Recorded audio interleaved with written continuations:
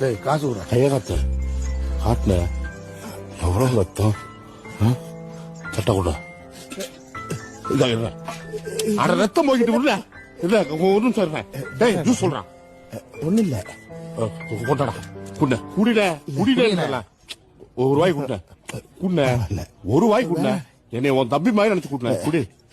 அங்க பொண்டாட்டி நிக்கிறா, பட்னியா கிடக்குறா, அதான் வேற எதுவும் இல்ல. இது குடிங்கக்கா. எதுக்கும் கவலைப்பட வேணாம்க்கா. சரிங்க.